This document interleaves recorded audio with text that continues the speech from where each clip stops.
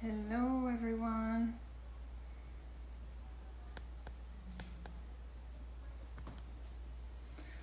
So let's see. Today I have Barbara Cohen joining me to discuss everything breastfeeding. Um, Barbara is an IBCLC, so she has answers to a lot of your questions, and I've had quite a few questions. So she is.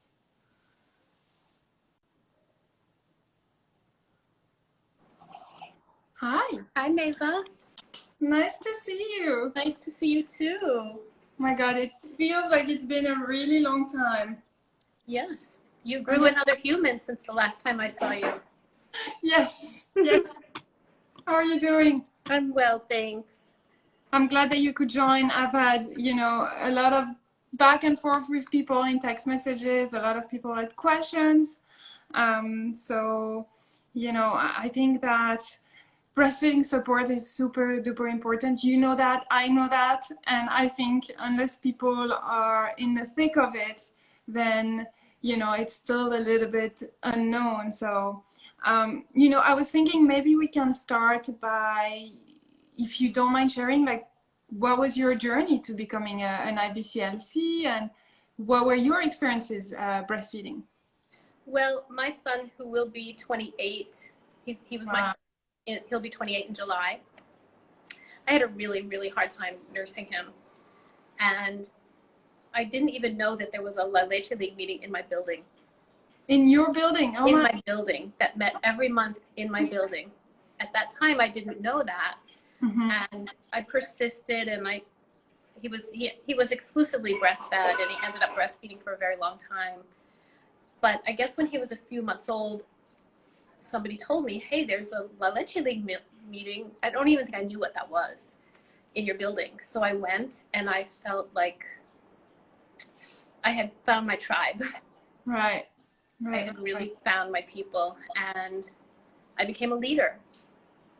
Okay, And so then that was your path, right? that was my path. I became a leader, and I had a couple more kids, and I became a postpartum doula, and then an IBCLC. Yeah, and that was it. It grew out of a struggle. Right. And which I think is often the case, right? I When think people find so. their path this way, I I think. think so. Yeah, I It's do. like me and hypnotherapy. I started by going to hypnotherapy to help me heal some of the stuff from my life and then became a hypnotherapist because I realized how helpful it is. And then I branched out into hypnobirthing. So that's always fascinating to hear people's stories. Yeah. For people, can you explain a little bit what, because I know to become an IBCLC, it takes a really long time. It's a very, very thorough exam. So how was Yeah. that like for you? It is a long process, and I think it should be a long process because you are really helping to shape a mother and a baby's journey. And I think it has to be a rigorous process. It's changed. Back when I became an IBCLC, we had to have 2,500 clinical hours Wow. before we could sit the exam. Now it's been dumbed down to 1,000 hours, which, it definitely makes it more accessible for people, but I feel like I don't think it's sufficient, and I'm probably the odd man out thinking that, but I'm so grateful for all the experience that I had before I became an IBCLC as a La Leche League leader, and I think it really informs my practice. Yeah, because I mean, that's what I try to tell people. You can take a breastfeeding class, you can read a lot of books, but I think you learn when you're breastfeeding, right? So I guess it's the same for you guys. Like, unless you've seen all those different possibilities, right? Then maybe you don't know how to best support them. So the experience is key, right? Exactly. It really is key. And what I love about La Leche League is that we have experience with babies from birth through toddlerhood and even early childhood, because we support moms who are normal term nursing, which is a lot longer than our culture Right, right. thinks. But so we have a broad experience with ages and stages, which I think is really important. Yeah. And Yeah. and I love helping older babies. Yeah, you mentioned, and we'll talk about that, like how like the assessment right after birth is important. But before I get into that, I wanted to ask, like, on average, like how soon after a birth do you like to see a mom? At the first inkling that there might be a problem. Which is usually That's very early. pretty soon, sometimes from the very first latch.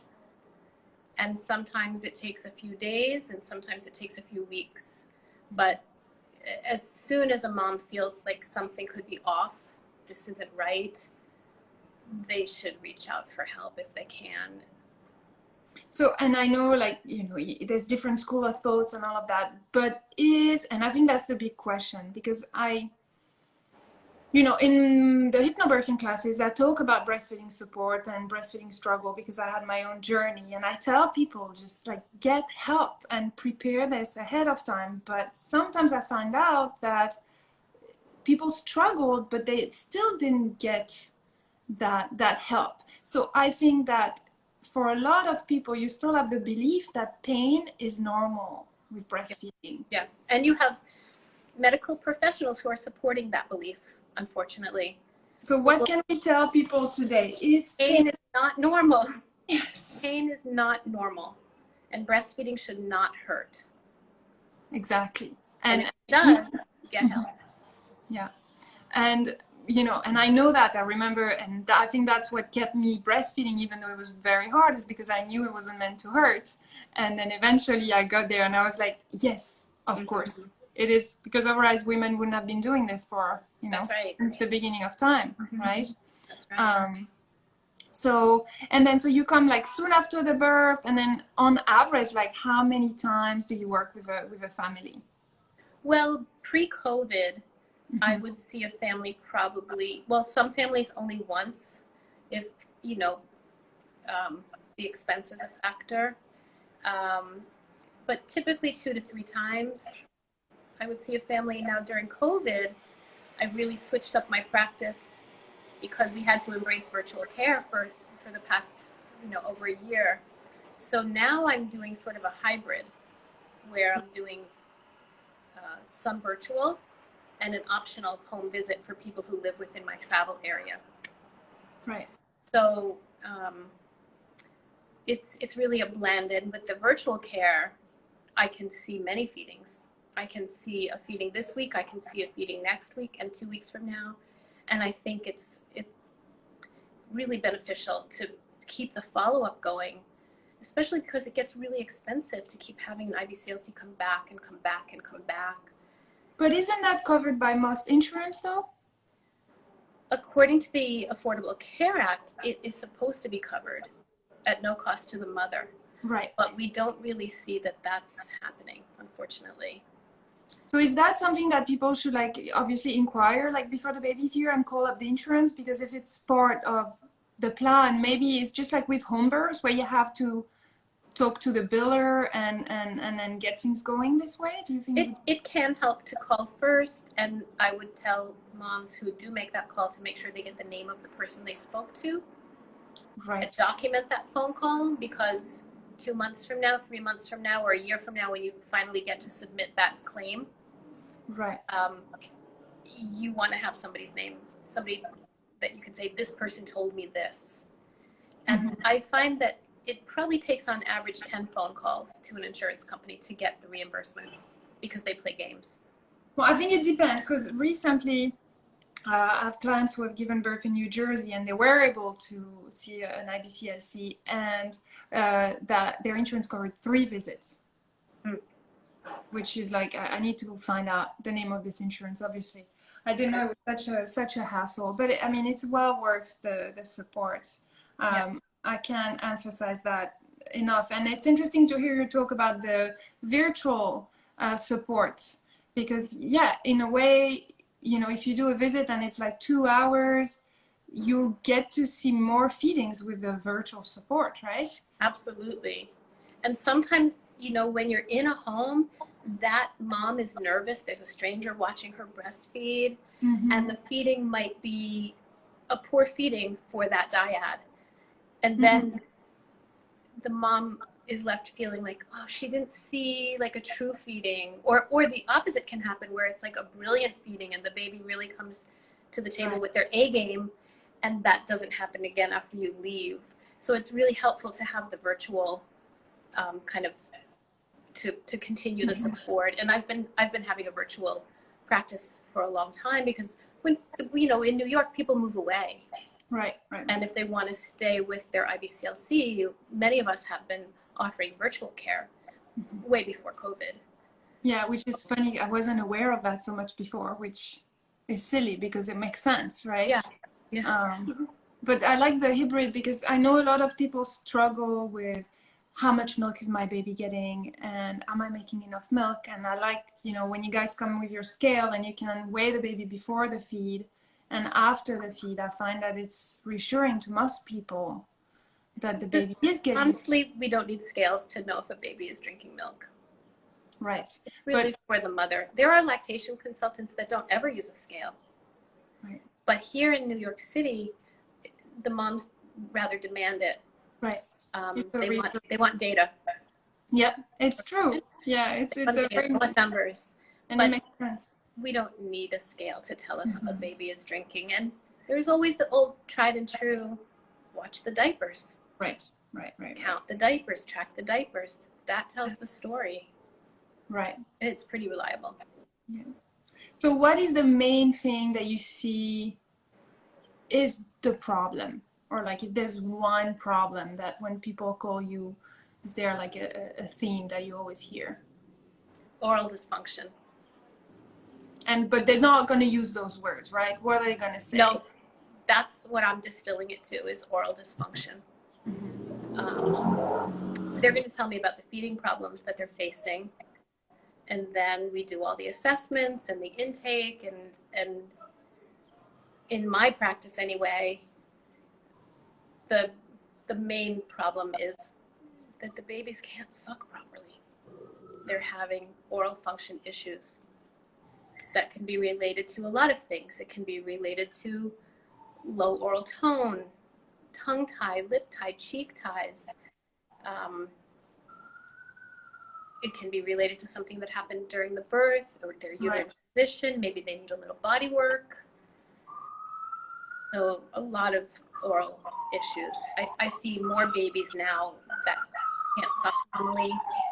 I remember 27, 28 years ago, we didn't hear about this. We weren't sitting in a room full of 25 moms at a Lactation meeting hearing about a baby that had tongue tie or low oral tone or couldn't suck properly. We just didn't hear it. Now, maybe we've gotten better at assessing for it. Right. That could be an argument. Right. But I think it's more pervasive. Because like, is there a tendency for women to breastfeed less nowadays, or has it been kind of constant in America? I know in France, women used to breastfeed, now they don't really breastfeed. But in America, it's been kind of a constant, right? People tend to breastfeed. I think we see more women breastfeeding now. Okay. I do.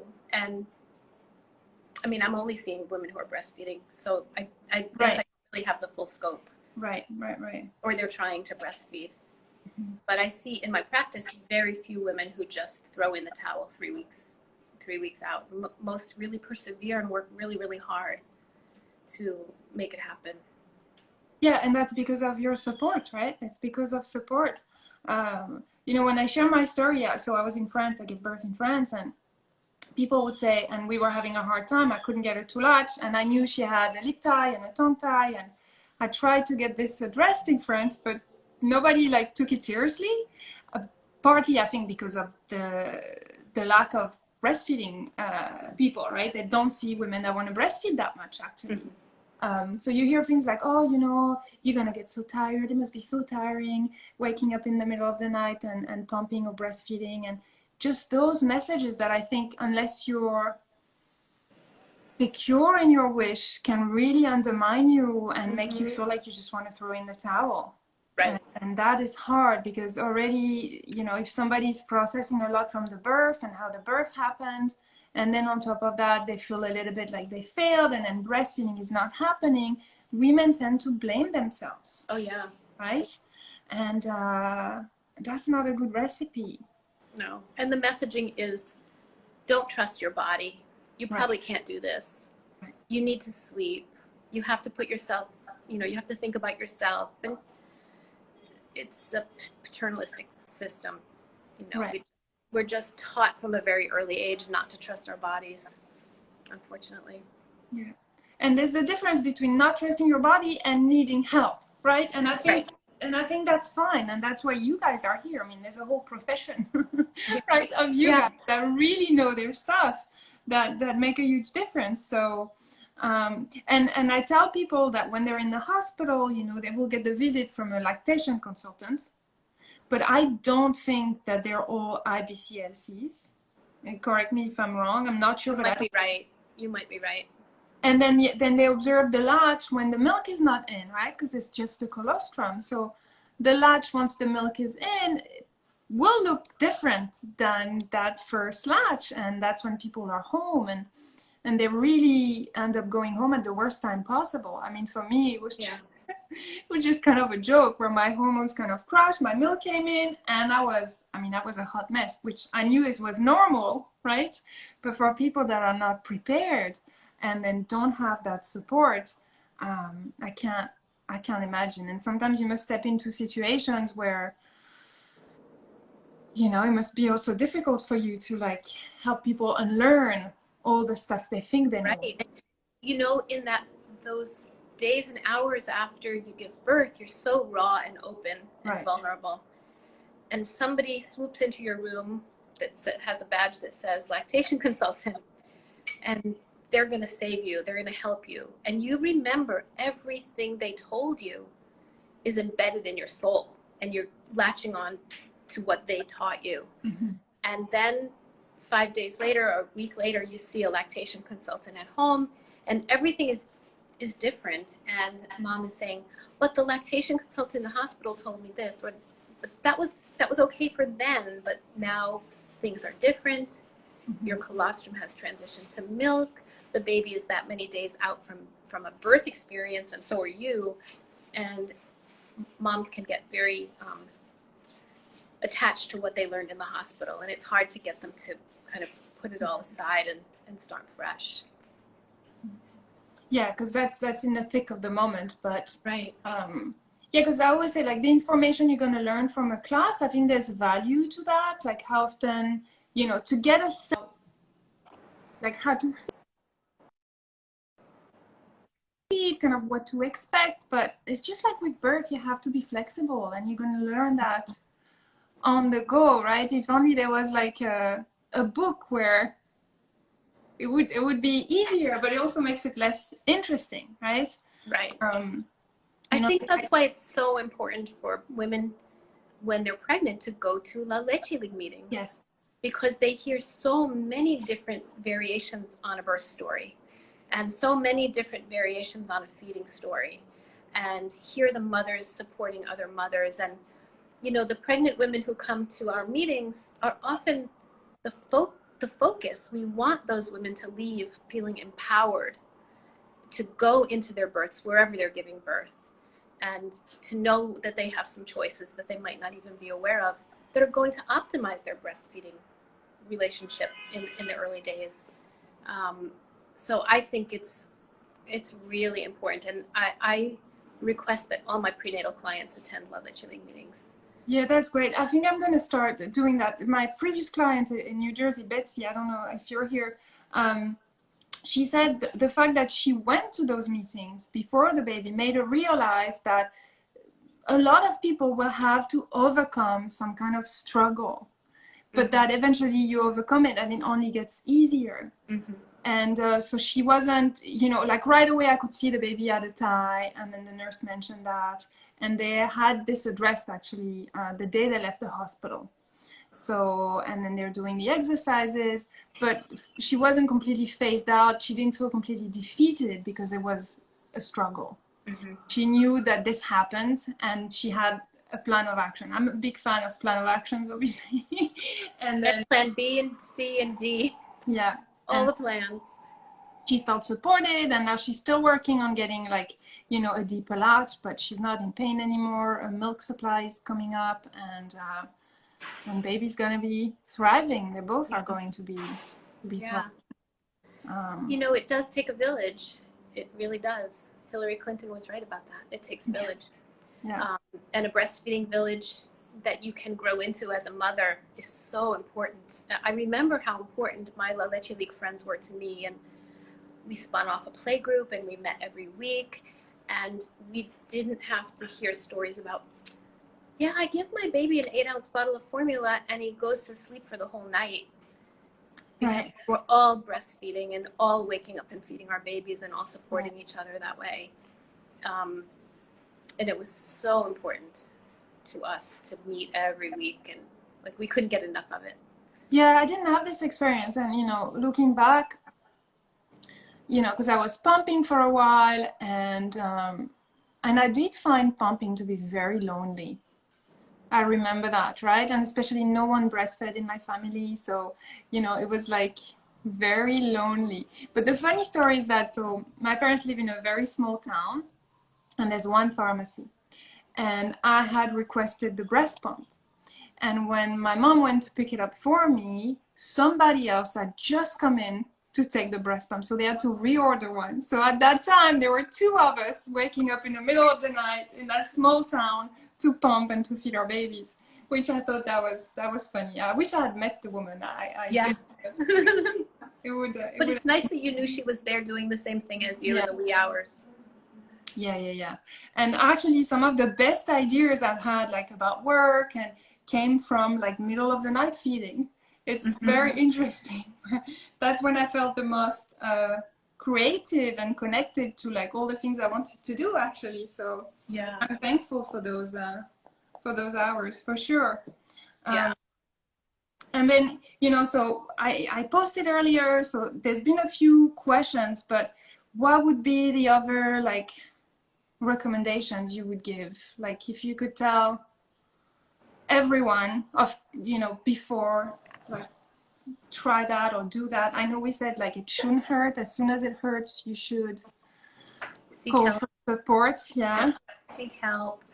I think that learning what you can do while you're pregnant, what decisions you can make about your birth, right, that can eventually impact breastfeeding, I think that's important too. And we know we have a lot of evidence that Pitocin, for instance, can cause edema, and can lead to engorgement. You know, we look at mom's ankles and they're swollen, and the breasts are going to follow in that.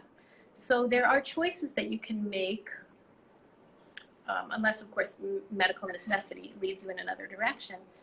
There are choices that you can make to optimize your early breastfeeding. And I think it's helpful to know what those things are. And obviously it goes back to, you know, avoid interventions when you can. And if you can, then also being aware that there are potential causes to what's happening. And then sometimes it's a matter of like a few days, right? For you to kind of like get rid of the extra fluids, for the engorgement to go down, and that will allow the baby to latch better and your body to process all that. And find somebody who can help you with that. Find someone who can say, eat this, drink this, do this, and we can speed this process. Right. Good. Engorgement is not fun. It's very anxiety provoking. It is not fun, and it is for me, it was very painful.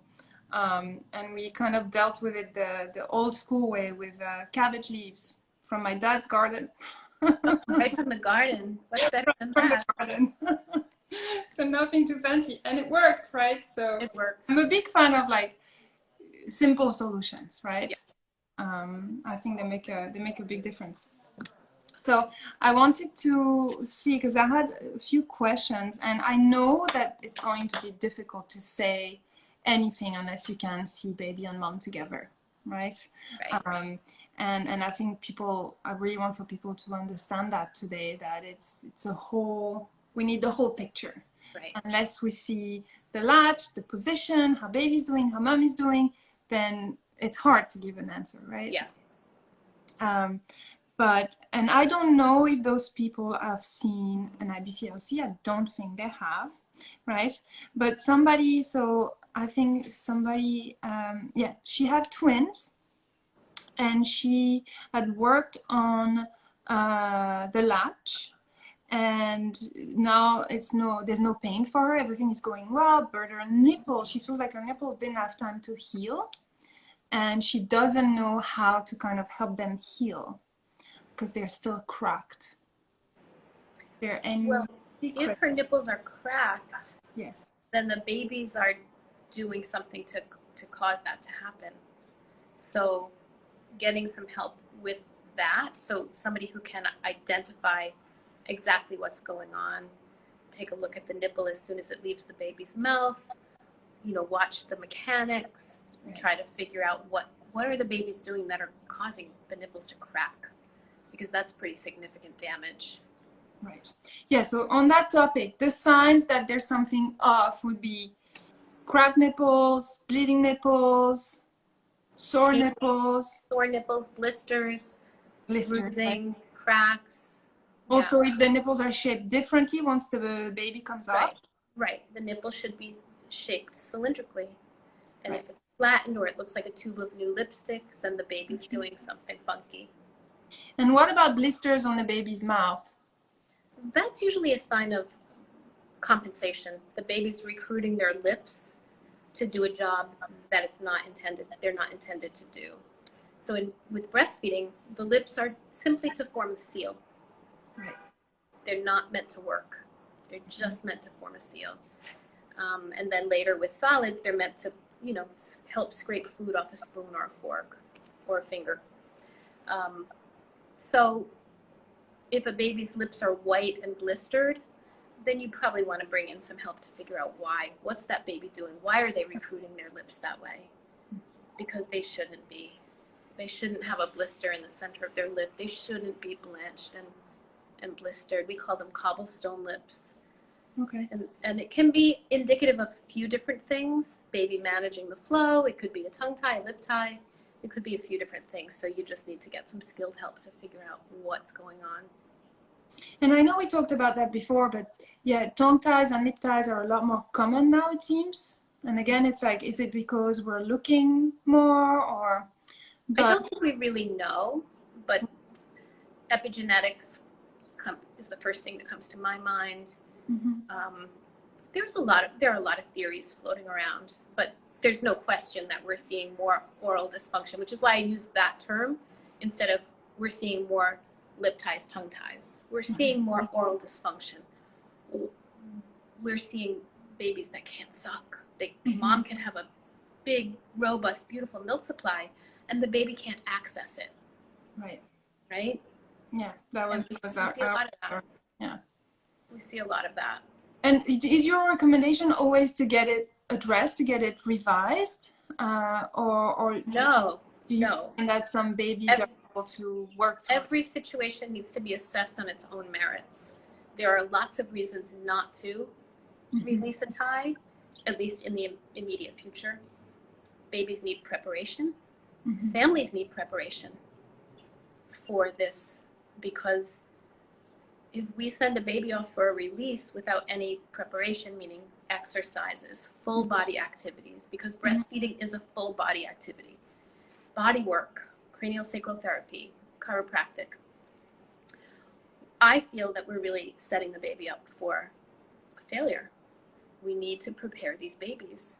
Yeah, that's important. Thank you for bringing this up. I find that people are really scared of that. When they hear chiropractic for a baby, they're like, oh my God. And if they take my classes, I tell them, like, Riley, she saw a chiropractor, she saw an osteopath, she saw a cranial therapist, then she had the release, then she saw another cranial therapist, because, and especially if during the birth, the baby was malpositioned or was stuck in a position for a while, like she was, this is going to affect everything. Sure. right? Yeah. And we're just we're a whole human being, right? So of course, you know, you need to address everything, and it's very, very gentle work with babies. Like no one would ever do anything harsh, but people are scared because they don't know. Yeah, and for us, it really made a big difference. And I don't know if it's because, you know, I stayed in France a month after she was born, and then I saw Dr. Siegel when I came here. And before that, she had had all this work done. And by week 3, I could get her on the breast without too much pain. But once we did the release, because I think she had had all this work before, it was night and day. I never had pain ever again after that. It was on and we were good. Yeah, I see in my practice, which unfortunately is a very tongue-tie centered practice. I didn't plan it that way. It just kind of happened that way. I see much better results in the babies who have preparation with a lactation consultant and Bodywork. They just fare much better. And so do the parents when they know what is this aftercare I hear about? Well, you know what? We can teach you to do the aftercare beforehand so you know what to do. And the baby is used to having fingers in their mouth in this way before they've got wounds. Right. We can set you up for success too. So I'm all about preparation. I think it's really, really important. Sorry for the sirens. It's New York, right? Yeah. I think setting families up for success is really what I spend a lot of my time doing. And then of course the neuromuscular re-education after the release. Exercises that are specifically tailored to that baby's oral deficits, not something off the internet that's a boilerplate. We'll do this, this, this, and this, but really specific to this baby's cheeks, this baby's tongue. You know, what does this baby need? And then get body work. And then I think because, like, you know, Western medicine, everything is compartmentalized, right? Like the body is compartmentalized, but then also like the different professions, right? The pediatrician is not going to give people this information. Oh no, they don't know anything. They're not trained to do that. Some of my clients, the baby got the release, and then, you know, they were doing the exercises, but their IBCLC recommended body work. And when they asked their pediatrician, the pediatrician said, please don't do that. Every day. And I'm like, but you don't know what we're talking about. If you knew, or if you had been in this situation, this is one of the first things you would recommend, especially, you know, if it's been a difficult birth with a baby in less than optimal position. So it's like we're trying to get the message across, but then you have the people with the white coats, right, that have like the authority that kind of undermine what we're trying to do, and ultimately disservice to women. It's not in their training. It's not in their wheelhouse. They don't understand the benefit. And that's really hard when a client has seen me and 2 days later they go see the pediatrician, and the pediatrician says, no, to basically everything I've proposed. Right. It's really hard for a first-time parent with no experience to trust the lactation consultant when the pediatrician is saying, don't do this. Absolutely don't do this. It's really divisive. Yeah. So yeah, I'm with you. You know, obviously, I try to get the message across, and the more of us there are, and we can reach people before they're in the thick of it. Yes. Hopefully, we make a difference. I had another question. Let me see if I can remember my notes. So for this particular story, the baby's 5 weeks old. I don't think, again, they saw an IBCLC, probably support in the hospital, because the baby had to be in the NICU for 2 weeks. The mother has noticed that the baby pulls off the breast a lot, but mostly in the evening. And I asked about the letdown, and she said she has a strong letdown, but it doesn't seem to be like too forceful as to bother the baby. But she noticed that specific pattern mostly in the evening. Is there anything you can say about that? Well, the first thing that jumps out when you hear that a baby is fussing at the breast in the evening is we know that the milk supply just naturally I don't want to use the word declines, regulates throughout the day. After several hours of darkness in the night, our prolactin levels are surging. We have a lot of milk at 3 a.m. By 3 p.m., we might have about half as much. And then they go into their little witching hour in the evening where they're cluster feeding and they're complaining a little bit. And sometimes babies will pull off. And I would think that in this case, it could be, and again, it's hard to say without seeing the baby. The baby might be very used to a fast flow and a robust milk supply early in the day. But if there's any oral dysfunction going on, by the time they get to evening, right, they can't drive it anymore. They can't drive the process anymore. So it could be a mom and a baby, it could be both of them bringing something to the table. Mm-hmm. But it's hard to say specifically. But we do see that the supply does decline. Babies should be able to get through that. They should be able to power through those evening hours. And when they can't, it kind of tells you, why? What's going on that they can't power through those cluster feeding hours without getting really upset? Right. Yeah, she also mentioned the baby was very gassy and she's using probiotics, but yeah, that makes sense.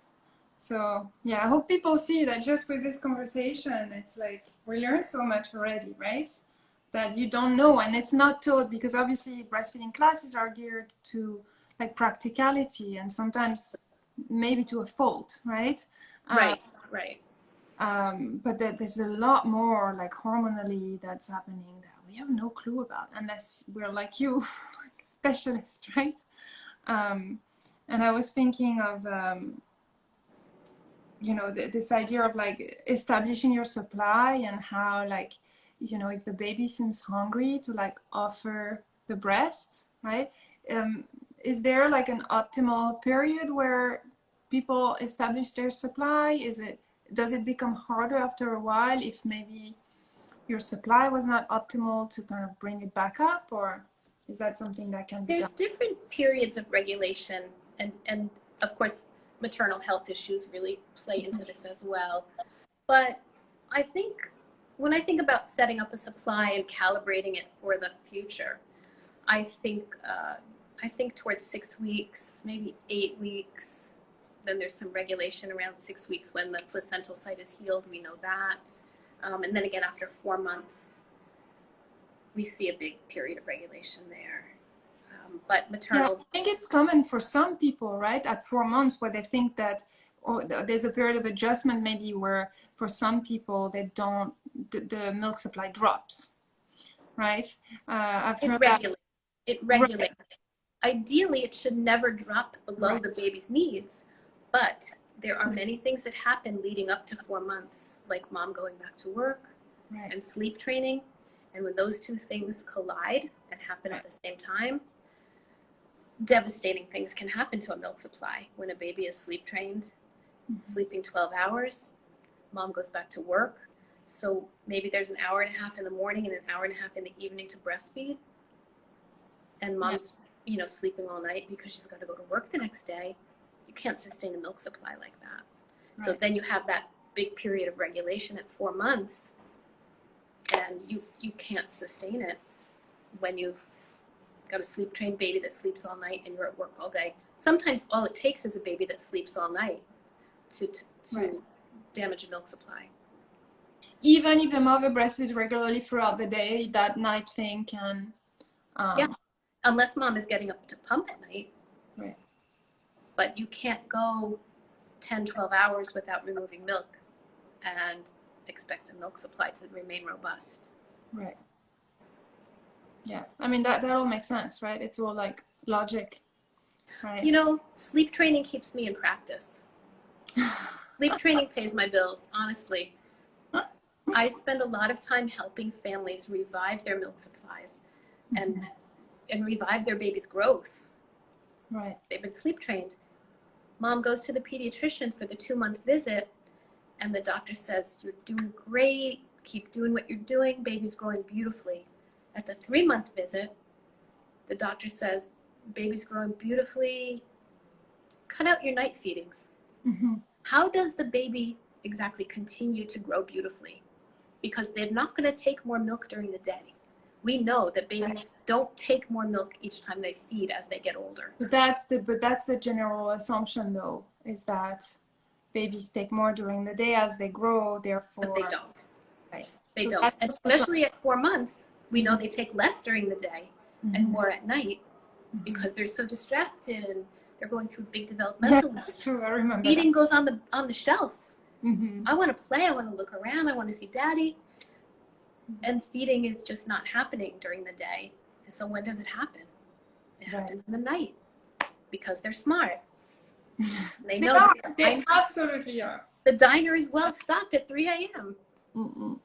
Yeah, I remember those 3 a.m. feedings quite well. There was no shortage of milk for us, for sure. Right. And there was no sleeping through that either.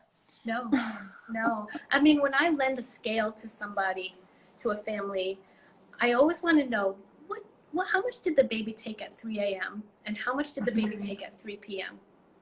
And inevitably, it's half at 3 p.m. than 3 a.m. Wow. So those feedings are not something that you can just let go and expect things to go really well. Yeah. Unfortunately, that's not how breastfeeding works. Yeah, supply and demand, right? That's good to know. Thank you for all the clarification. There's so much to cover. So much to cover. We could do this every Thursday and we still wouldn't cover it all. For the people that are going to be watching, what's your area? Where do you cover? Where do you see clients? I see clients in Manhattan and Long Island City. Okay. I'm pretty strict about that. I have been known to go to Brooklyn if somebody Ubers me both ways. That's expensive. But yeah, I pretty much stay in Manhattan and Long Island City. But with virtual, I can see anybody anywhere. Right. That is true. Being a mom in London tomorrow. So, yeah. Thank you. Let's see if there's any questions. There's a few people on. Does anyone have any questions for Barbara around breastfeeding? I mean, the video will be posted, so more people will watch, and then I'll share the questions that come from that. But no, maybe not. So maybe we leave it at that, and then we should definitely try to meet. I would love to introduce you to Riley. Yes, I'd love to meet Riley. She's so big now. She's gonna be 21 months tomorrow. Tomorrow. Wow. Already. Yeah. Yeah. That's when I conceived my second child and my third child, both when the nursling was 21 months. Huh. That's amazing. It happened that way. I guess that was just your body. Yeah. Yeah. That's so interesting. Well, we're thinking slowly about baby number 2. We will, and I'll be sure to call you and to come and see you before, and for sure when we're back in New York. But yeah, once again, thank you so much. Thank you so much, Maeva. Thank you for everyone for watching, and I will see everyone next week. Have a good evening, Barbara. Take care. Bye. Thank you. Bye.